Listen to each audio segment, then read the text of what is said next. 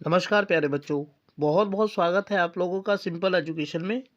दोस्तों, आज की इस वीडियो में हम लोग बात करेंगे कक्षा 10 की 8 मार्च की सामाजिक विज्ञान की आकलन कार्यपत्रक यानी असेसमेंट वर्कशीट नंबर 18 के बारे में। यह वर्कशीट अर्थशास्त्र की पाठ्यपुस्तक के अध्याय मुद्रा एवं साख एवं इतिहास की पाठ्यपुस्तक के अध्याय भारतीय राष्ट्रवाद से ली गई है और इसमें कुछ सवाल दिए गए हैं जिनका जवाब हमें देना है। तो सबसे पहले हम देखेंगे कि कौन कौन से सवाल इस वर्कशीट में पूछे गए हैं और उसके बाद हम एक एक करके उन सवालों के जवाबों को जानेंगे। दोस्तों, ये एक महत्वपूर्ण अध्याय है और बहुत सारे सवाल इस वर्कशीट में दिए गए हैं जिनका जवाब हमें देना है। अतः आपसे अनुरोध करता हूं कि आप वीडियो को शुरू से लेकर अंत तक देखें। तो सबसे पहले दोस्तों, एक अनुच्छेद दिया गया है, उस अनुच्छेद को हमें पढ़ना है और उसके बाद जो सवाल उस अनुच्छेद में दिए गए हैं उन सवालों के जवाबों को हमें देना है। तो चलिए पढ़ते हैं इस अनुच्छेद को और जानते हैं कि क्या जानकारी देता है यह अनुच्छेद हमें। नीचे दिए गए अनुच्छेद को पढ़िए एवं पूछे गए प्रश्नों के उत्तर दीजिए। भारत में भारतीय रिजर्व बैंक केंद्रीय सरकार की तरफ से करेंसी नोट जारी करता है। भारतीय कानून के अनुसार किसी व्यक्ति या संस्था को मुद्रा जारी करने की इजाज़त नहीं है।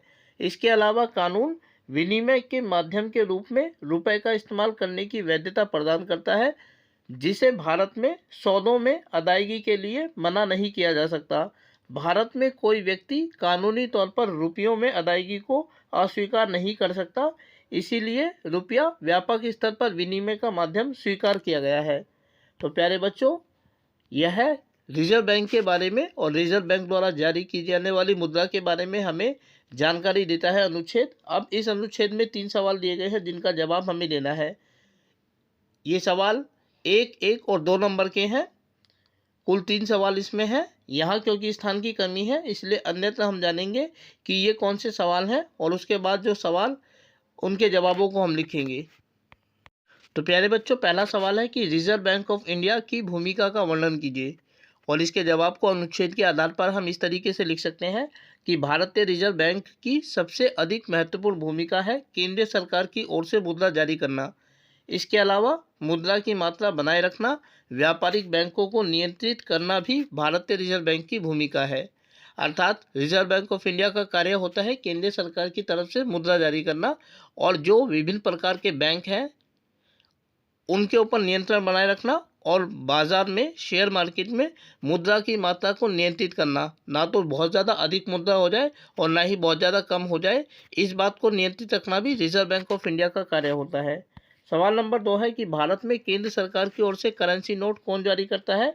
तो अभी हमने जाना कि रिजर्व बैंक ऑफ इंडिया, जिसे आरबीआई भी कहा जाता है। सवाल नंबर 3 है कि भारत में रुपए में किए गए भुगतान को कोई अस्वीकार क्यों नहीं कर सकता। इसके जवाब को हम इस तरीके से लिख सकते हैं कि भारत में कोई भी व्यक्ति रुपयों में किए गए भुगतान को इसलिए अस्वीकार नहीं कर सकता क्योंकि यह मुद्रा केंद्र सरकार की ओर से रिजर्व बैंक ऑफ इंडिया द्वारा जारी की जाती है तथा इसे कानूनी स्वीकृति प्राप्त होती है। अर्थात भारत में रिजर्व बैंक ऑफ इंडिया के द्वारा जो मुद्रा जारी की जाती है, चाहे वह सिक्के हों या कागजी मुद्रा हो, उसको कोई भी व्यक्ति देश के किसी भी हिस्से में लेने से इनकार नहीं कर सकता।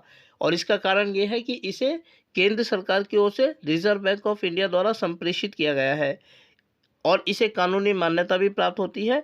इसी वजह से भारत का कोई भी नागरिक देश के किसी भी हिस्से में मुद्रा में किए गए भुगतान को अस्वीकार नहीं कर सकता।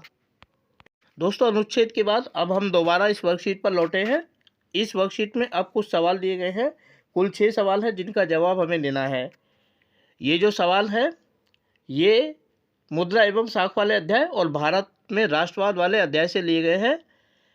तो इन सवालों का जवाब हमें एक एक करके देना है। यहाँ क्योंकि स्थान की कमी है इसलिए हम उसी तरीके से अन्यत्र जानेंगे कि इन सवालों के जवाब को हम कैसे लिख सकते हैं। तो चलिए बढ़ते हैं आगे और देखते हैं इन सवालों को और इनके जवाबों को। दोस्तों, पहला सवाल है कि कृषक किस प्रकार ऋण जाल में फंस जाते हैं, उदाहरण सहित वर्णन करें। और इसके जवाब को हम इस तरीके से लिख सकते हैं कि भारत में मुख्य रूप से लघु तथा मध्यम स्तर के किसानों को अपने कृषि कार्यों के लिए ऋण लेना पड़ता है, लेकिन क्योंकि कृषि अभी भी वर्षा पर आधारित है इसीलिए मानसून की असफलता से किसानों का ऋण व फसल दोनों बर्बाद हो जाते हैं, जिसके कारण किसान ऋण के एक ऐसे जाल में फंस जाते हैं जिससे वे कभी नहीं निकल पाते। अगर दोस्तों स्पष्टीकरण देखें तो हम कह सकते हैं कि भारत में जो ग्रामीण इलाके हैं वहाँ आजीविका का प्रमुख स्रोत अभी भी कृषि ही है, और मुख्य रूप से छोटे और मंझोले किस्म के किसानों को अपनी कृषि ज़रूरतों को पूरा करने के लिए अक्सर फसल से पहले ऋण लेना पड़ता है। और क्योंकि जो कृषि है वो अभी भी वर्षा के ऊपर निर्भर है, इसीलिए यदि वर्षा ज़्यादा हो जाए या बिल्कुल ना हो तो इससे किसान की फसल नष्ट हो जाती है। इस वजह से अगर फसल नष्ट हो जाती है या सही पैदावार नहीं दे पाती तो इसके कारण किसान जो है वो अपना ऋण चुका नहीं पाता है और अगली बार फिर से उसको ऋण लेना पड़ता है, जिसकी वजह से वो कर्ज के एक ऐसे दलदल में फंस जाता है जिससे वो अपनी पूरी ज़िंदगी निकल नहीं पाता। तो इस प्रकार ऋण जाल किसान के लिए अक्सर नकारात्मक होते हैं, लेकिन ज़रूरी नहीं है कि हमेशा नकारात्मक हो, कभी कभी सकारात्मक भी होते हैं, जैसा कि हमने जूते बनाने वाले सलीम की कहानी में पढ़ा था। प्यारे बच्चों, दूसरा सवाल है कि मुख्य रूप से ग्रामीण क्षेत्रों में बैंकों की संख्या में अधिक वृद्धि क्यों आवश्यक है, स्पष्ट कीजिए। और इसके जवाब को हम इस तरीके से लिख सकते हैं कि भारत में ग्रामीण क्षेत्रों में कृषि लोगों की आजीविका का प्रमुख स्रोत है और अपने कृषि कार्यों के लिए लोगों को अक्सर ऋण लेना पड़ता है, किंतु बैंकों के अभाव में किसानों को जमींदार, महाजन, साहूकार जैसे अनौपचारिक स्रोतों की ओर जाना पड़ता है, जिसमें ऋण जाल में फंसने की संभावना अधिक होती है। किसानों को ऋण जाल जैसी स्थिति से बचाने के लिए ग्रामीण क्षेत्रों में अधिक बैंक खोलने की आवश्यकता है। अगर स्पष्टीकरण दें तो हम कह सकते हैं दोस्तों कि हम जानते हैं कि ग्रामीण क्षेत्र में लोग अभी भी ज़्यादातर कृषि कार्य करते हैं और छोटे किसानों को अक्सर अपनी कृषि ज़रूरतों को पूरा करने के लिए किसानों से ऋण लेने की आवश्यकता होती है। लेकिन ऋण लेने के लिए वो बैंकों की तरफ नहीं जा पाते हैं, क्योंकि एक तो बैंकों की संख्या कम है, दूसरे बैंकों की से ऋण लेने के लिए उनको एक लंबी कागजी कार्रवाई से गुजरना पड़ता है। इसीलिए वो लोग अनौपचारिक स्रोतों की तरफ जाते हैं, जिनमें गांव का जमींदार, महाजन और साहूकार आदि शामिल होते हैं। ये ऊंची ब्याज दर पर किसानों को ऋण देते हैं और अगर किसान ऋण देने में असफल रहता है तो उसके ऊपर और मोटा ब्याज लगा देते हैं, जिसकी वजह से किसान ऋण जाल में फंस जाता है। तो किसानों को ऋण जाल जैसी स्थिति में फंसने से बचाने के लिए यह आवश्यक है कि ग्रामीण क्षेत्रों में अधिक बैंक खोले जाए जो आसान शर्तों पर किसानों को ऋण दे सके। तो इसलिए ग्रामीण क्षेत्रों में अधिक बैंक खोलने की आवश्यकता है। अगला सवाल है दोस्तों कि महात्मा गांधी द्वारा अस्पृश्यता उन्मूलन के लिए उठाए गए कदमों की विवेचना कीजिए। ये 2 नंबर का सवाल है और भारत में राष्ट्रवाद वाले अध्याय से लिया गया है। इसके जवाब को हम इस तरीके से लिख सकते हैं कि सविनय अवज्ञा तथा गोलमेज सम्मेलन की असफलता के बाद गांधी जी ने अपना ध्यान समाज सुधार की ओर लगाया। उन्होंने समाज में अस्पृश्यता को खत्म करने के लिए दलितों को हरिजन कहा, हरिजन सेवक संघ की स्थापना की, हरिजन नामक पत्र निकाला तथा कार्य की गरिमा को महत्व दिया। दोस्तों, अगर स्पष्टीकरण दे तो हम कह सकते हैं कि जब 1931 ईस्वी में 31-32 में गोलमेज सम्मेलन असफल हो गया था और सविनय अवज्ञा आंदोलन वापस ले चुके थे गांधी जी, तो उसके बाद उन्होंने अपना ध्यान समाज सुधार की तरफ लगाया और समाज सुधार में उन्होंने देखा कि भारतीय समाज में दलित वर्ग जो संख्या में अधिक है लेकिन जिसकी सामाजिक हैसियत बहुत कम है, उसके सुधार की ओर उन्होंने अपना ध्यान आकर्षित किया। सबसे पहले जो अस्पृश्य लोग थे, जो शूद्र वर्ण से संबंधित थे, उन्हें उन्होंने हरिजन नाम दिया। हरिजन अर्थात हरि के बच्चे, भगवान के बच्चे, और उनके उद्धार के लिए उन्होंने हरिजन सेवक संघ की स्थापना की और हरिजन नामक एक समाचार पत्र भी निकाला, जिसमें वो अक्सर अपने विचार प्रकट करते थे हरिजन लोगों के बारे में। इसके अलावा उन्होंने कार्य की गरिमा को भी महत्व दिया, क्योंकि प्राचीन काल से ही कुछ कार्य ऐसे थे जो समाज में घृणित दृष्टि से देखे जाते थे और ये सारे के सारे कार्य हरिजन लोगों को अर्थात दलित लोगों को करने पड़ते थे। महात्मा गांधी ने हरिजन सेवक संघ के माध्यम से सभी प्रकार के कार्यों के महत्व को स्पष्ट किया और दलित वर्ग को के द्वारा किए जाने वाले कार्यों पर अंकुश लगाते हुए कहा कि हर व्यक्ति को अपना कार्य स्वयं करना चाहिए। तो इस प्रकार उन्होंने हरिजन या कहें कि अस्पृश्यता को खत्म करने के लिए अनेक सामाजिक कार्य किए। अगला सवाल है कि समाज के विभिन्न वर्ग सविनय अवज्ञा आंदोलन से क्यों जुड़े, वर्णन कीजिए।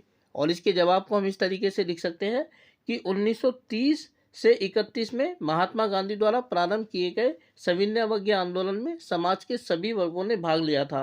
हालांकि इस आंदोलन में भाग लेने के सभी वर्गों के अपने अपने कारण थे, किंतु इसका सबसे बड़ा कारण नमक कानून था, जिससे भारतीय समाज के सभी वर्ग पीड़ित थे। दोस्तों, अगर स्पष्टीकरण दे तो हम कह सकते हैं कि 1930-31 में महात्मा गांधी जी ने जो सविनय अवज्ञा आंदोलन चलाया था, उसमें समाज के सभी वर्गों ने भाग लिया था और उस आंदोलन में भाग लेने के सबसे के अलग अलग कारण थे। लेकिन जो सबसे बड़ा कारण था वो ये था कि इसके लिए महात्मा गांधी ने नमक को चुना था, और नमक एक ऐसा तत्व था, पदार्थ था, जिसका इस्तेमाल भारत के सभी लोग करते थे, और इसकी खासियत ये थी कि इसका कोई विकल्प नहीं था, जिसकी वजह से अंग्रेजी सरकार ने इसके उत्पादन के ऊपर एकाधिकार स्थापित किया हुआ था और इसके ऊपर भारी मात्रा में कर लगाया हुआ था, जिसकी वजह से इसकी कीमत बहुत ज़्यादा बढ़ जाती थी। तो नमक के कारण भारत के सभी लोग अपने आप को शोषित महसूस करते थे। तो इसी कारण नमक कानून के विरोध ने सभी भारतीयों को जोड़ा, और इसी कारण सभी भारतीय लोग सविनय अवज्ञा आंदोलन के अंतर्गत शामिल हुए। अगला सवाल है कि महात्मा गांधी की नमक यात्रा कई कारणों से उल्लेखनीय है या थी, समीक्षा कीजिए। सविनय अवज्ञा आंदोलन की सीमाएं क्या थी, इसके महत्व का वर्णन कीजिए। इस सवाल के जवाब को हम इस तरीके से लिख सकते हैं कि 12 मार्च 1930 को आरंभ की गई गांधी जी की नमक यात्रा अनेक कारणों से उल्लेखनीय थी। इसने राजनीति में गांधी जी को फिर से सक्रिय बना दिया तथा अंग्रेजी सरकार को डरा दिया। इस आंदोलन की सबसे बड़ी विशेषता यह थी कि आंदोलन में समाज के सभी वर्गों का साथ होना, क्योंकि नमक कर के कारण समाज के सभी वर्ग पीड़ित थे। जहां तक इस आंदोलन की सीमाओं का प्रश्न है, तो इस आंदोलन की निम्नलिखित सीमाएं थी। नंबर 1, हिंदू मुस्लिम एकता का अभाव। नंबर 2, दलित वर्ग का अलगाव। नंबर 3, महिलाओं की सांकेतिक उपस्थिति। दोस्तों, यदि स्पष्टीकरण की बात करें तो हम कह सकते हैं कि 1930-31 में महात्मा गांधी के द्वारा जो सविनय अवज्ञा आंदोलन चलाया गया था, उसने राजनीति में महात्मा गांधी को फिर से सक्रिय बना दिया था, और क्योंकि नमक कानून को तोड़ने का आह्वान इस आंदोलन के अंतर्गत किया गया था, जिसके कारण भारत के सभी वर्ग के लोग इसमें शामिल हुए। जहाँ तक इस आंदोलन की सीमाओं की बात है, अर्थात इस आंदोलन की कमियों की बात है, तो कह सकते हैं कि इस आंदोलन में हिंदू मुस्लिम एकता का अभाव था। जो एक हिंदू मुस्लिम एकता हमने असहयोग आंदोलन के अंतर्गत देखी थी, क्योंकि खिलाफत आंदोलन चला हुआ था और महात्मा गांधी ने असहयोग आंदोलन को शुरू करके खिलाफत आंदोलन को भी उसमें शामिल कर लिया था। उस हिंदू मुस्लिम एकता का यहाँ अभाव था। दूसरे, इसमें दलित वर्ग का भी अभाव था, क्योंकि दलित वर्ग जो था वो डॉक्टर भीमराव अंबेडकर के अंतर्गत कार्य करता था, और उन्होंने सविनय अवज्ञा आंदोलन में गांधी जी को कोई सहयोग नहीं दिया। तीसरा, महिलाओं की भी हम बढ़ चढ़कर भूमिका सविनय अवज्ञा आंदोलन के अंतर्गत देखते हैं, लेकिन महिलाओं की जो शामिल होने की प्रवृत्ति थी वो सांकेतिक थी। यहाँ तक कि गांधी जी और स्वयं कांग्रेस महिलाओं की सांकेतिक उपस्थिति से ही खुश थे। वो बिल्कुल नहीं चाहते थे कि महिलाएं पूरी तरीके से सक्रिय होकर इस आंदोलन में भाग लें। तो ये इस आंदोलन की कमियां थी। प्यारे बच्चों, जो अगला सवाल है वो इस प्रकार है कि 31 जनवरी 1930 को वायसराय इरविन को महात्मा गांधी द्वारा लिखे गए पत्र में कौन सी दो मांगें की गई थी? नमक कानून की मांग सबसे महत्वपूर्ण क्यों थी? इसके जवाब को हम इस तरीके से लिख सकते हैं कि 31 जनवरी 1930 को महात्मा गांधी ने इरविन को जो पत्र लिखा था, उसमें कुल 11 मांगें थी, जिनमें दो सबसे अधिक महत्वपूर्ण मांगें थी। नंबर 1, सैनिक खर्च को घटाकर आधा किया जाए। नंबर 2, नमक कर को समाप्त किया जाए। नमक कर की मांग इसलिए महत्वपूर्ण थी क्योंकि अंग्रेजी सरकार ने नमक उत्पादन पर एकाधिकार स्थापित किया हुआ था और इस पर भारी मात्रा में कर लगाया गया था, जिससे सभी भारतीय असंतुष्ट थे। और जब नमक के नाम पर गांधी जी द्वारा सविनय अवज्ञा आंदोलन प्रारंभ किया गया, तो इसमें सभी भारतीयों ने भाग लिया। दोस्तों, यदि स्पष्टीकरण देखें तो हम ये कह सकते हैं कि सविनय अवज्ञा आंदोलन से पहले महात्मा गांधी ने भारत के तत्कालीन वायसराय लॉर्ड इरविन को एक पत्र लिखा था 31 जनवरी 1930 को, और उसमें उन्होंने अंग्रेजों के सामने 11 मांगें प्रस्तुत की थी। उन 11 मांगों में जो दो सबसे महत्वपूर्ण मांगें थी, उनमें पहली मांग थी कि भारत पर अंग्रेजी सरकार द्वारा किया जाने वाला जो सैनिक खर्च है उसको घटाकर आधा किया जाए, और उसके अलावा नमक कर को समाप्त किया जाए। नमक कर की मांग इसलिए महत्वपूर्ण थी क्योंकि नमक का कोई विकल्प नहीं होता। यदि किसी स्थान पर हमें नमक का इस्तेमाल करना है तो हम सिर्फ नमक का ही इस्तेमाल कर सकते हैं, उसके स्थान पर किसी अन्य चीज़ का इस्तेमाल नहीं कर सकते। लेकिन भारत में अंग्रेजी ईस्ट इंडिया कंपनी ने नमक के ऊपर बड़ी मात्रा में कर लगाया हुआ था और उस कर के कारण उन्होंने एक अधिकार भी स्थापित किया हुआ था, अर्थात ना तो अंग्रेजों के अलावा कोई व्यक्ति का नमक बना सकता था और ना ही बेच सकता था। इस वजह से नमक की कीमत बहुत ज़्यादा बढ़ जाती थी और इसी कारण भारत के लोग अंग्रेजी सरकार से बहुत नाराज़ थे। इसीलिए जब गांधी जी ने नमक जैसी साधारण वस्तु को आंदोलन का एक प्रतीक चुना तो सभी भारत देश में शामिल हुए। तो प्यारे बच्चों, आज की इस वीडियो में हम लोगों ने बात की कक्षा 10 की 8 मार्च की सामाजिक विज्ञान की असेसमेंट वर्कशीट नंबर 18 के बारे में। उम्मीद करता हूं कि आप लोगों को वीडियो अच्छी लगी होगी और साथ ही आप लोगों से अनुरोध करता हूं कि यदि वीडियो अच्छी लगी तो वीडियो को लाइक और चैनल को सब्सक्राइब जरूर करें। इसके अलावा आगे आने वाले अन्य दिनों में अन्य वीडियोस को देखने के लिए जुड़े रहें मेरे साथ मेरे इस यूट्यूब चैनल पर, जिसका नाम है सिंपल एजुकेशन। फिलहाल आप लोगों से विदा लेना चाहूँगा। वीडियो को देखने के लिए आपका बहुत बहुत धन्यवाद।